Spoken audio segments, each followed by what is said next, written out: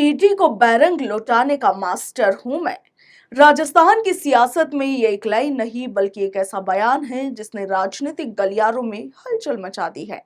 प्रदेश Congress committee के अध्यक्ष गोविंद सिंह डोटासरा ने मंच से जो कुछ कहा वो सीधे सीधे सिर्फ ईडी पर नहीं बल्कि पूरे सिस्टम और सत्ता पर सवाल खड़े करता है। दरअसल कांग्रेस की सीएसएल के आर्थिक न्याय सम्मेलन में बोलते हुए गोविंद सिंह डोटासरा ने खुद को आर्थिक विशेषज्ञ तो नहीं माना, मगर ईडी को लेकर ऐसा दावा कर दिया जिसने सबका ध्यान खींच लिया।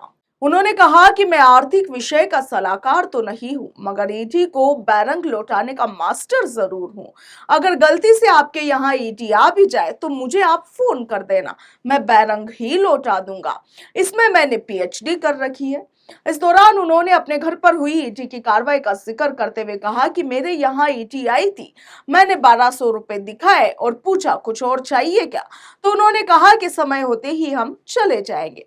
इसके बाद उन्होंने सीधे बीजेपी और सिस्टम पर सवाल दागे। डोटासरा ने कहा कि क्या बीजेपी में किसी के पास मुझसे ज्यादा पैसा नहीं है, क्या यहाँ किसी के पास ज्यादा माल नहीं है, फिर ईडी मेरे यहाँ ही क्यों आई, मेरे में ऐसी क्या खूबी देखी। वहीं अपने ही अंदाज में डोटासरा ने व्यंग्य किया कि मैं तो इतना खूबसूरत भी नहीं हूं कि ईडी मेरे पीछे आए।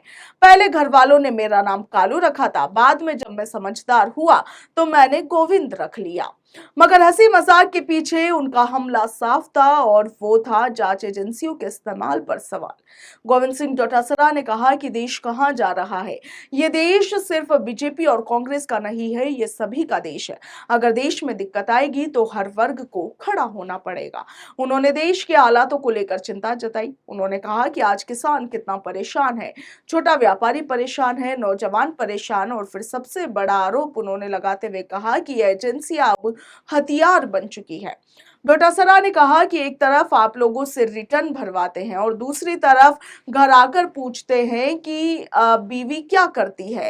ये देश चलाने का तरीका नहीं है। डोटासरा यही नहीं रुके, उन्होंने सीधे सीधे चेतावनी दी कि यदि हम मजबूती से नहीं लड़े तो संविधान भी बदला जाएगा और वोट का अधिकार भी खत्म हो सकता है। अब यह बयान सिर्फ आलोचना नहीं बल्कि आप देखिए कि एक राजनीतिक चेतावनी भी बन चुका था।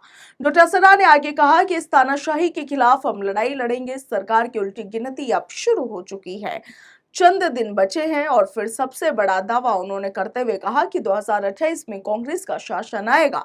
और इतना ही नहीं, उन्होंने सियासी पलटवार करते हुए ये भी कहा कि आज लोगों को जेल में डालने की बात करते हैं, आने वाले समय में उन्हीं में से आधे लोग जेल में होंगे। इस पूरे बयान में गोविंद सिंह डोटासरा ने सिर्फ सत्ता पर हमला नहीं किया बल्कि अपने कार्यकर्ताओं को भी साफ तौर पर संदेश दिया।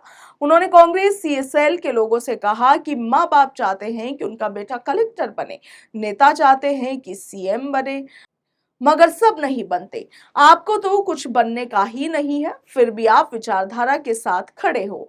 और फिर एक राजनीतिक वादा करते हुए उन्होंने कहा कि अगर हमारा बस चला तो आप में से एक एक को एमएलए जरूर बनाएंगे। यानी साफ है कि डोटासरा सिर्फ हमला नहीं कर रहे बल्कि संगठन को भी मजबूत करने का संदेश दे रहे हैं।